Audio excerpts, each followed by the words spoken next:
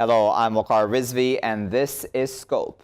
Well, attacks on the Syrian province of Idlib continue. The province is technically a demilitarized zone. However, around 3 million people that have been living there are under attack currently by the Syrian regime as well as Russian forces. This according to reports that we've been receiving here at Indus News over the past week or so. Now, this, of course, comes after Hayat Tahrir al-Sham, which is dominated by members of a former al-Qaeda affiliate, have not been holding on to their end of the bargain and have not vacated areas that they were supposed to, hence leading to these attacks in Idlib at this time. On top of that, there is also the Iranian role in Syria. What is the Iranian role going forward, considering its tug of war now with Russia over issues such as reconstruction and over Israeli interests as well as Turkish interests as well? Let's discuss all of that a bit further. We're now joined by Mr. Heiko Wimmen, who is with the International Crisis Group. He is the project director of Iraq, Syria, and Lebanon. He is joining us now from the Lebanese capital, Beirut. We are also joined by Mr. Hadi Gholami, who is a political analyst, and he is joining us now from the Iranian capital, Tehran. Hadi and Heiko, thank you both for joining us. Heiko, I'd like to start with you, if I may. What do you make of these attacks on Idlib? A lot of the discussion about this, Heiko, in international media is simply that Idlib is being attacked. But it's not as simple as that, is it? Especially considering the fact that militant groups have not really held their end of the bargain when it comes to the demilitarized zone. Right. So, I mean, I think you've described that quite well. And I mean, it's not only about them simply not going away. I don't think anybody really expected them to do that. But it's also about attacks against the Russian air base in Hmaymim, against other attacks. So, and it's not so easy to really find out who started it, but that this has been building up for a while. And fundamentally, the problem is those groups are there. They have these weapons, and they have the capacity to attack Russians and the regime. And the other side is not really happy about that. And so, Heiko, what do you see happening going forward when it comes to Idlib? Because, you know, this is an outstanding issue which one can't just keep saying, listen, let's have a ceasefire over this. It needs to be resolved at some point in time, doesn't it? Mm-hmm. Well, yeah, ideally it would be resolved. It's a bit difficult to see how that can happen. I would say the fundamentals that led to the agreement in Sochi in September last year between Turkey and Russia, those fundamentals are still there. And this is that any attack, any full-fledged, all-out ground attack on Idlib will come at a tremendous humanitarian price. It will create a huge wave of refugees.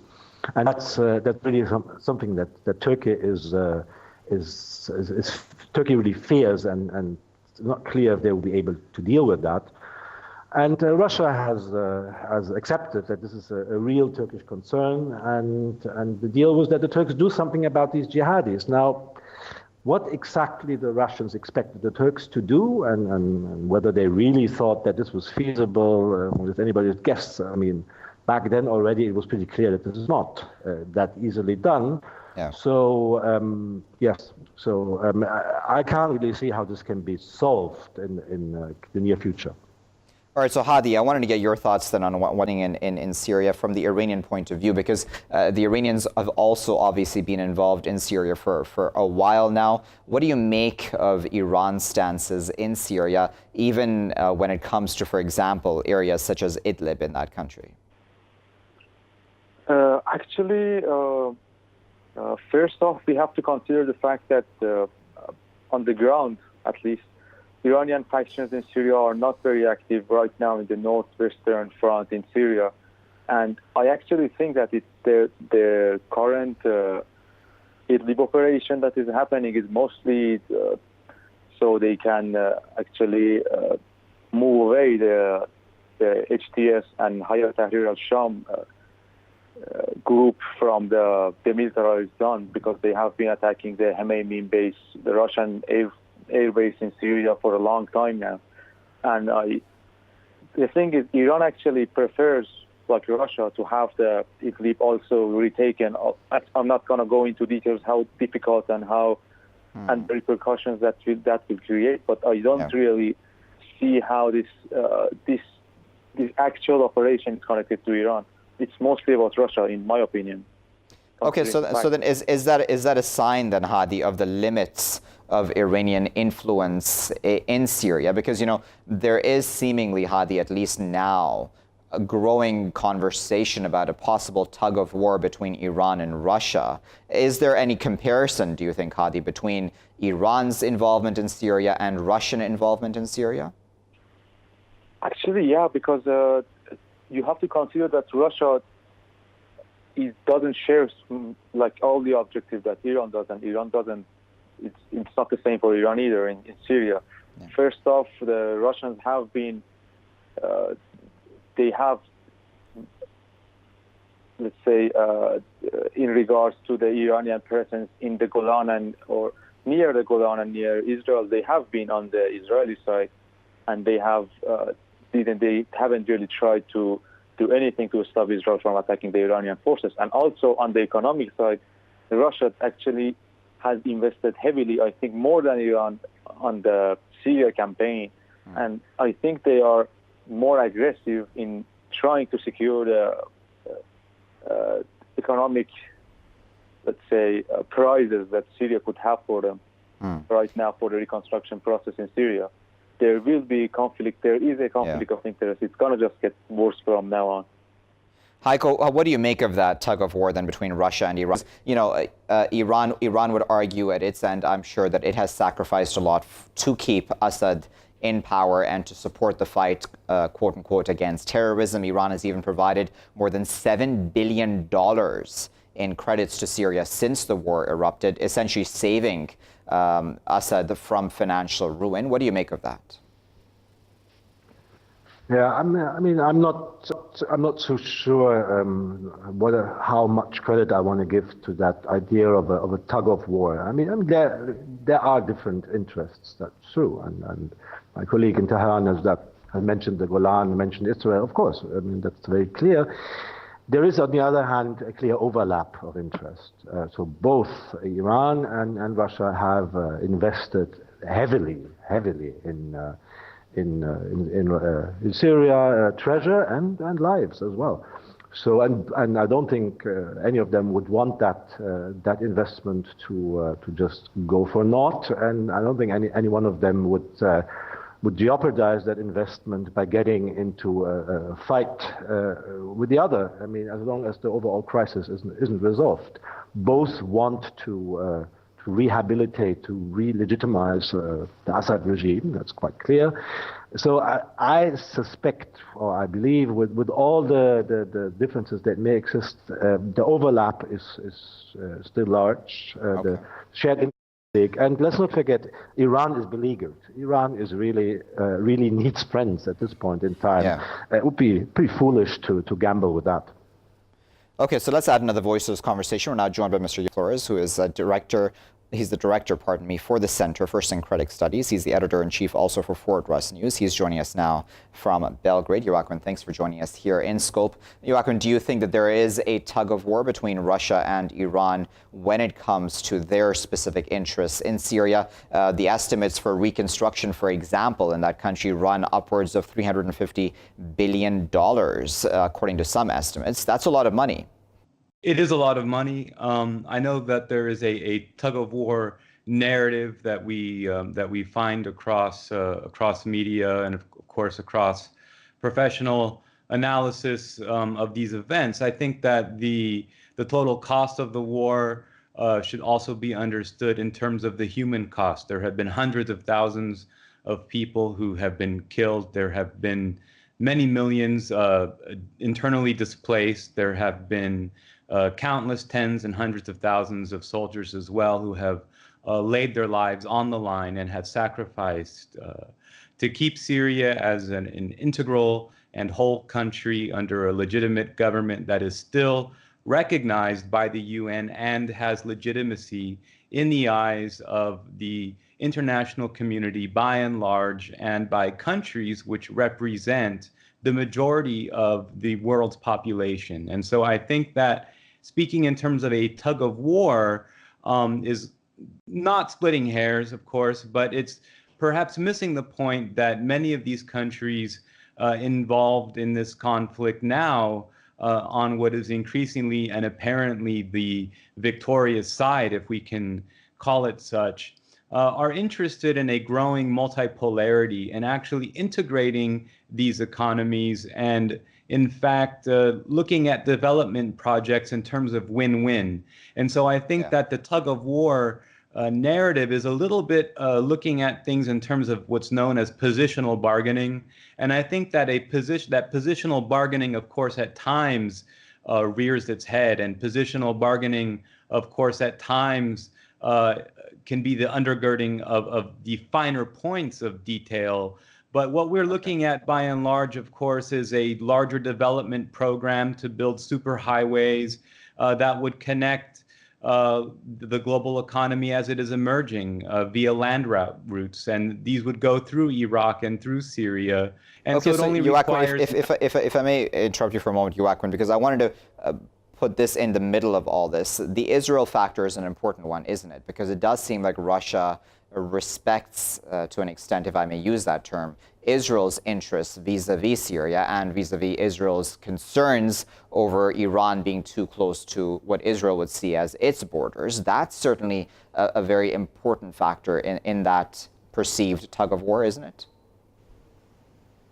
Well, certainly, Israel is a country that exists in the region, and they have their own interests as well, and they have significant influence upon a number of governments in the world. And so the question arises is, does Israel have a seat at the table? Yes, they do. And then the question arises as at which table will they sit? And so if one were to begin with an a priori position that Israel cannot speak, or Israel has nothing at all, has no position at all to recognize, then that only places them with the alternative of turning to the United States to reinforce their position. And I think that the history of the last 2 decades in this region has shown that all of the United States moves have been quite disastrous and have been against stability and against economic and social growth in all spheres. And so if Russia is acting as a moderating factor on Israel's otherwise behavior, then I think that might be a positive thing. Very interesting point of view there, Joaquin. Let me put that to Hadi in Tehran. Hadi, do you agree with Joaquin's point of view there? Do you think Iran sees Russia as somebody who is mediating in some ways the Israeli interests when it comes to Syria? Because it seems like, according to some estimates, again, Hadi, and I could be wrong on this, you can correct me, but it seems that Russia has given free hand to Israel to attack Iranian interests in Syria. Do you agree with that, Hadi? Actually, there has been some. If you look at the history of the Israeli attacks in Syria, I don't really remember the exact number, but it was over 100, more than that. I don't remember exactly the amount of times, the amount of airstrikes that Israel has carried on Iranian targets in Syria. All the while that Russian forces have been present in those same areas and have decided to look the other way. And that's actually giving a green light to, that's actually going more to the Israeli side of the spectrum from the Russian side than actually the Iranian side. There has been talks here in Iran, and there have been complaints from Iranian officials, mostly military and the IRGC, about this, let's say, this Russian stance in Syria, because they have given free hand to Israel, and not once they have tried to stop them. It doesn't really seem to me that, at least from the Iranian viewpoint, that they are mediating or, let's say, confronting the Israelis, and not confronting, but at least asking them not to attack or refrain from attacking, because that doesn't seem the case. Heiko, what are your thoughts on, what do you make of the Israel factor in the middle of all this? Well, I mean, you should ask the Israelis directly what they want in Syria. But if we want to make a guess, I would think they would really like to go back to pre-2011, have a stable authoritarian regime that thinks better of making trouble at the border and tries to bring in investment and to build its own oligarchic interests there. So and Iran, or from the Iranian perspective, I think the interesting part is to actually use Syria as they're using Lebanon as a card of deterrence. So Israel can attack Iran. Israel has the means to attack Iran with missiles, with air force. The Israelis, of course, don't want to do that. They prefer that the Americans do that, but the option does exist. The Iranians don't have these means themselves, but they can do it to their allies and proxies from Lebanon. And I think they wouldn't mind having that same option in Syria.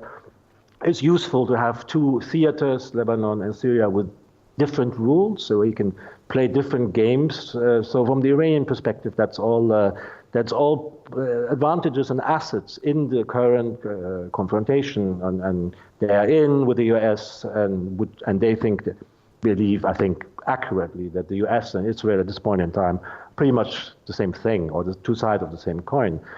And this is clearly not in the interest of the Russians. The Russians also would like to go back to the pre-2011 situation. And you go to Moscow, you hear that. They're very nostalgic about the old times, the old dictators that would do as they were told, that were reliable, that were rational, and all of this. Not sure, but I'm not sure there is a way back there, really. Joaquin, I wonder what you make of foreign ministers' visit. The Iranian foreign minister visited Moscow. Obviously, most of those talks, at least public statements, were mostly, of course, about the nuclear deal itself and Iran's warning and deadline for 60 days, the Russians placing the blame squarely back on the Americans. But I wonder, while the Russians and Iranians do agree when it comes to the nuclear deal, these other areas, such as Syria, can really muddy the waters, can't they? I think they can.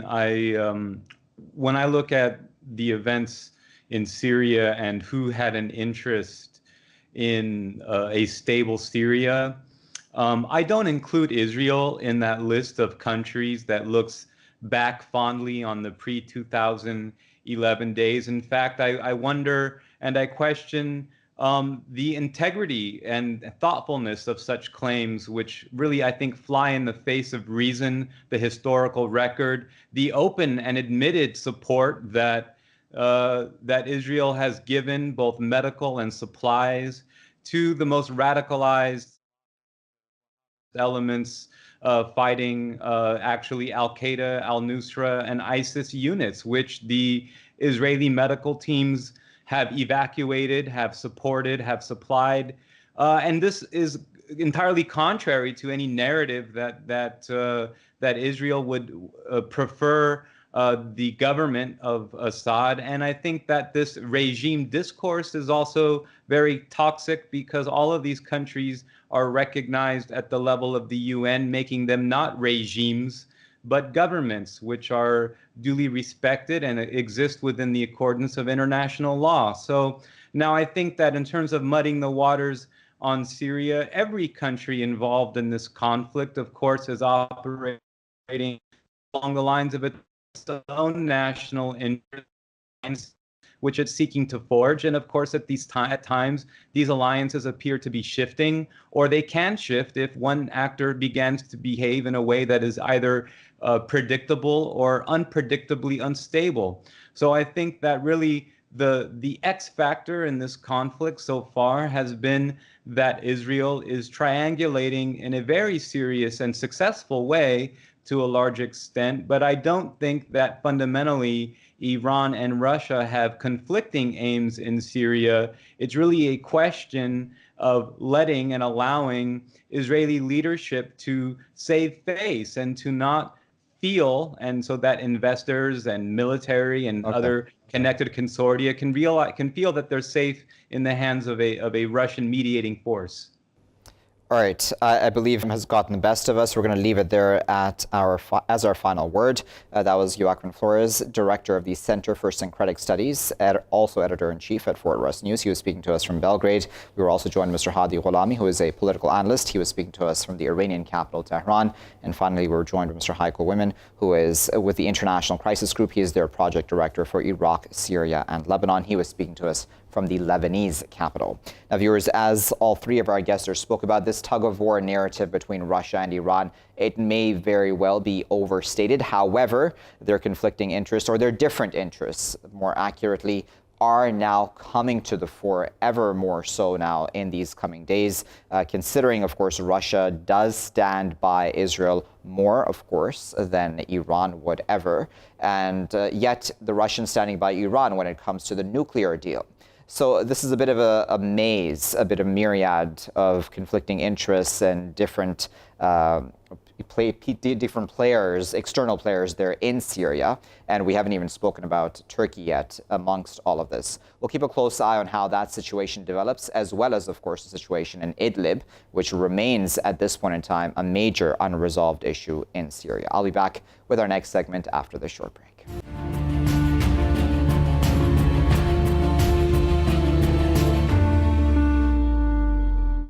Viewers, thank you for staying with us here in Scope. Now, in this segment, we're going to discuss the grandparents of two French children, ages between 3 and 4, according to some estimates 2 and 5. Their mother joined ISIS and traveled to Syria when she was, in fact, just 15 years old as well. Those children are currently being held in Kurdish-held Syria. Those grandparents have filed a lawsuit now, asking the French government to repatriate those innocent children back to France. Now, at issue here is citizenship overall, and overall Western countries and their reaction to the families of ISIS members.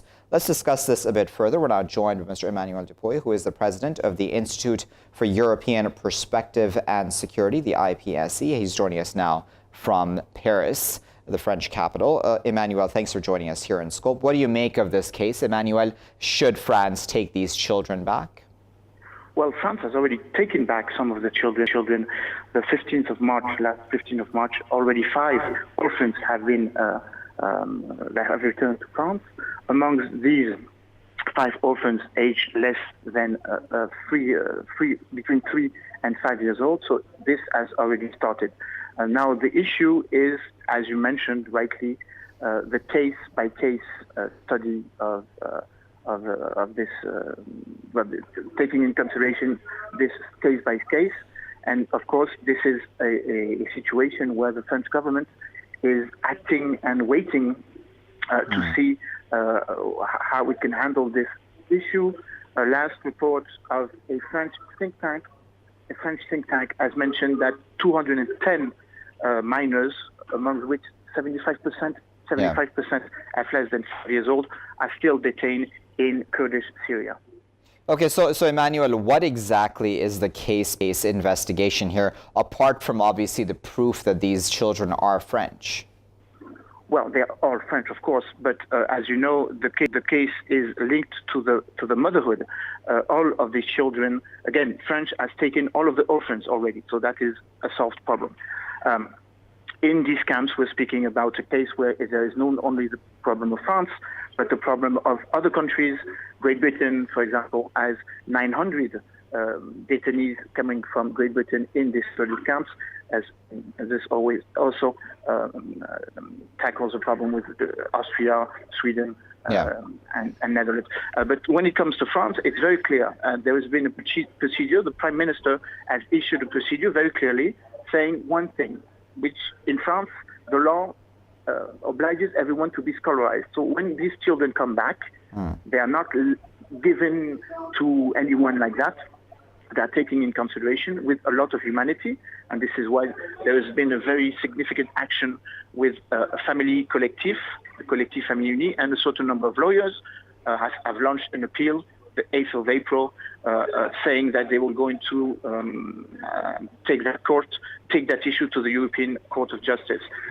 France has decided to study case by case because, of course, the issue is not it's not so important. We're speaking, as I mentioned, of 210 children, so there can be this case-by-case problem. It would be more problematic when it comes to having the mothers coming back. I have to mention the fact that all of these mothers, and of course some French fighters who went to fight both in Syria and Iraq, are under international mandates delivered by a anti-terrorist judge. So the problem is also linked to the fact that in France, the public opinion is totally in disaccordance with a certain number of other countries. A recent poll in February mentioned that 67% of the French said that if they had committed crime in Syria and Iraq, then it would be normal that they would be judged. Syria is another problem, as we're not recognizing since 2011 the Syrian government, that they will be and could be and should be judged in Iraq. So then what was confusing me, Emmanuel, is that if there is this process in place by France, as you have laid it out, then why would these grandparents feel the need to file a lawsuit? Because I imagine that's a headache for them as well. They've obviously quoted the UN Convention on the Rights of the Child, the European Convention on Human Rights, as you had alluded to as well. Why would there be a need for a case then to force the hand of the French government? First of all, because some of these files consider the fact that the child should be coming back with the mothers, as I mentioned. And this tackles another problem. It's not the problem of the children, it's the problem of the motherhood. That's the first issue.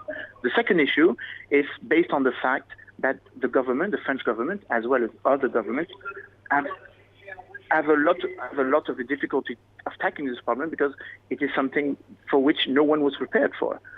Neither France, neither the other countries. Now, the issue concerning the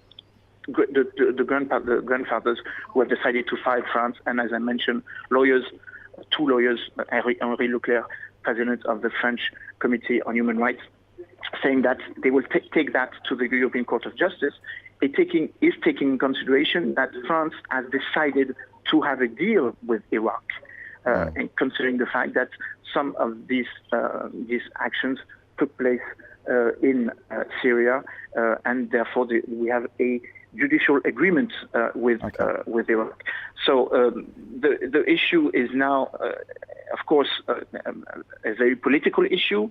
The former French President François Hollande, who was in office when most of these fighters came to Syria and Iraq, has decided to step forward, and he will greet and have a meeting with the family, the collective family. But of course, as you rightly mentioned, this government is not really keen of tackling this question, again, because public opinion is relatively against. Your spectators have to have in mind that we are in a very political mindset and a very political agenda, as the European elections will be taking place in only 3 weeks. Okay, so then let's talk for a moment also about how the children will be treated once they're back in France, if they are repatriated, because they're certainly not in good conditions right now, even in the Kurdish-held areas in Syria. There's a lot of talk about diseases spreading there and inhumane conditions of all sorts in those camps. And then secondly, they've grown up in a war zone, essentially, and are traumatized in many ways by that. Is France, do you think, Emmanuel, well placed to be able to deal with that as well? Well, it is a very important question, the humanitarian question that you're raising. First of all, we have to assess the fact that in Al-Hol camp in Kurdish Syria, already more than 74,000 people are detained. Not allocated, not only former fighters, but there's been significant cases of death, of children death.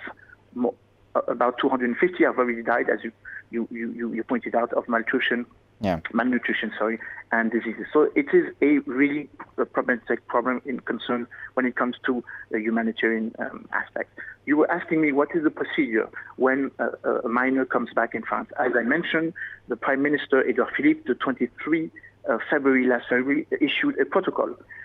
Again, this is why it's so important to take in consideration. France is assessing case by case all of these cases. Now, the issue in France is that every child must be scholarized. First of all, the issue is bringing them back into society. First of all, when they come in France, there is a certain number of procedure. Of course, bringing them to hospital, as you rightly mentioned, to check if they have psychological or health problem, or psychological problem or health problem. So that's the first issue. It is an obligation, and this is in the protocol. The second issue is to place them in family. Either they are orphans. I already mentioned the fact that 5 orphans have come back to France. Either their parents are dead. Well, one of their parents are dead, and the other is still in custody. That is the case for a certain number of these 210 French minors who are still with their mothers in these camps in Syria, in Kurdish Syria and Iraq. And then, of course, there is the law, the French law, which indicates that education is a right in France, and that each children must be scholarized. So the next step and the step forward is to replace them in society, in placing them in bringing them to school, just like that, normal. And then, of course, there is a follow-up. French authorities have created a cell concerning prevention, radicalization, and the accompaniment of families. And this is a very precise procedure, both at the national level and a local level. Very well, Emmanuel. We sincerely appreciate, of course, your time and your insight here in Scope. That was Emmanuel Dupuy, president of the Institute for European Perspective and Security. He was speaking to us there from the French capital, Paris. We're going to continue this conversation, viewers, after this short break. Stay tuned for that. Thank you for staying with us. And here in Scope, viewers, we're continuing to discuss this issue of children born to ISIS families, those specifically in Syria and Kurdish-held Syria specifically. We've been discussing the French children, 2 French children specifically, whose grandparents have filed lawsuits at Europe's top rights court on Monday for France's refusal, in their eyes at least, to repatriate them. To discuss this further, we're now joined by Mr. Brecht Jonkers, who is a historian and journalist and editor at Uprising Today. He's joining us now from Maastricht in Belgium. Brecht, thanks for joining us here in Scope. What do you make of this case, Brecht? Certainly there needs to be a balance, doesn't there, between the national security of a country as well as, of course, taking care of their own citizens. Yes, absolutely. I have heard matters like this being discussed quite extensively in Europe, of course, in both in Belgium. We have similar issues than what is going on in France or the United Kingdom, for example. I think it's a good step that the grandparents of these children have decided to take judicial steps against the French government, because indeed, like you said, there has to be a balance. Of course, France claims that they are protecting their national security, but it's a bit ridiculous when you think about the fact that these kids are 3 and 4 years old. You can't really protect all this protection of national security when these are just children. Of course, there is always the issue, and I understand, I respect that there are discussions within the French government and within several European communities about what to do with the fighters themselves, the fighters who joined ISIS and committed these atrocious terrorist acts. But we're talking, of course, in this case, about children. So I believe that it should actually be common sense, of course, that these children who are innocent, some of them have been born there, some of them have been taken there forcibly by their parents, that they should be allowed to return back home. But then, Brecht, there is this huge issue, as our previous guest has spoken about on this topic, about the French public and, in fact, the European public and their views on these sorts of repatriations. Most of them, or many of them, are completely against these sorts of repatriations. That certainly plays out, I believe, into how these governments are acting in these cases, doesn't it? Yes, absolutely. I think one thing that is very important to understand is that the general public opinion in much of Western Europe and in Europe in general is shifting dramatically to the right wing, basically, dramatically to a form of xenophobic behavior.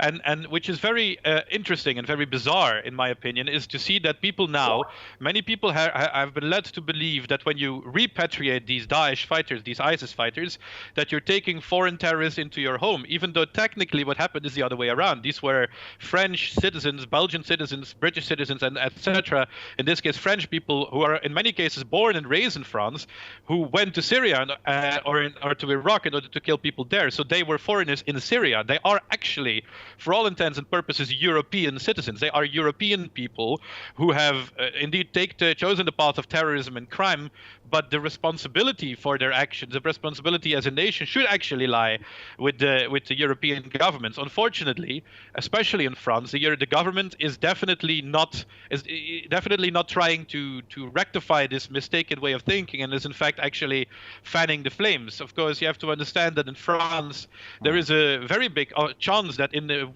one of the coming elections, that the biggest party will be the Front National, or the Rassemblement National, like they have recalled themselves recently, which is a pseudo-fascist party, which is a party that thrives on anti-immigrant and Islamophobic sentiment. So there is a very big problem, of course, with public opinion. That's why I think what the government of France should do, and is to really emphasize that yes, this woman, the mother in this case, will be punished. There is a court case against her. There is an arrest warrant against her, and of course she should go to jail. But you cannot rely, and I think that's what the lawyer that the grandparents have taken. When she was speaking to France 24, she talked about it. She said actually when leaving those kids there, actually that's more of a security risk, because you risk them growing up in destitution and in poverty and growing up to hate France, and perhaps that way they will grow up maybe to want to commit terrorist attacks against France. And on that last point you just made there, Brecht, what I wanted to come to next, in fact, is the fact that these children are already showing signs. And the case that we're talking about, the estimates are an age range between 2 and 5 for the boy and the girl. They're already showing signs of PTSD, and they have vivid nightmares. They have issues with attachment to others, etc., etc. They're already psychologically scarred. Does Europe, do you think, have a process in place to be able to deal with that sort of thing? Yeah, that is indeed, and that is a major problem, and that is what they are often called so-called time bombs by the people who oppose their repatriation, their return to Europe. But I think the lawyer of the grandparents made a very good point when she said if you leave them there, they will definitely risk being time bombs. Of course, it is a very difficult situation to handle. That requires a lot of psychiatric and psychological aid, all sorts of medical processes in order to help these children get a normal, quote unquote, normal childhood, and to grow up to be functioning members of society. Yeah. But of course, when you leave them there, especially in the Kurdish occupied part of Syria, Syrian Kurdistan is not a country. It tries to behave like a country. It has American support, but they do not have the means at all to support a very intensive psychiatrical procedure that is needed here. Even if these kids were to be handed over to the territory of the Syrian Arab Republic, for example. Syria just came back from a massive civil war, which is not even fully over yet. So they have a lot of stuff to deal with their own people, of course, to get over this. So if there is any hope for these children to ever become functioning adults, to ever become people who can function in society, the only hope for them, I think right now, is that they have to return to their country of origin, which is in this case France. Brecht, one of the points you brought up earlier, if we know about the adults as well, is this issue of citizenship overall. Because as I'm sure you well remember, the case of Shamima Begum in the UK, and that became, spoken about. And a lot of Muslims even brought up the concern that, listen, does this mean that we are now all second-class citizens in our respective countries, which we've either been born in and or adopted as our own in Europe? What do you make of that argument when it comes to this issue of ISIS family members, or even just others coming from different parts of the world? Yeah, that is something you see a lot here. I hear people here say a lot like, if these terrorists want to be there, then leave them there. We shouldn't take them back. But of course, it's a very selfish way of thinking on behalf of European nations, because the countries where they went to, it's not like they were invited. They didn't migrate there. They didn't go there through any legal procedures. They infiltrated those countries as foreign terrorist elements in order to attack those nations, to attack Syria or Iraq. in the cases of ISIS. So I think this is a very it's a very fundamentally unfair argument to make. The idea that these people, by committing terrorist attacks, have somehow, gotten rid of, somehow have wasted their citizenship of being French or British citizen, especially. And this is, of course, a matter. It's very hard, of course, to take that matter in a discussion against the French state. But de facto, what these people have done is they have acted upon the calls of European nations that have been starting in 2012, ever since the start of the Syrian civil war. Countries like France, like Great Britain, have started to verbally attack the Syrian Arab Republic, and said that the Assad government was illegitimate, and said that the rebels were freedom fighters.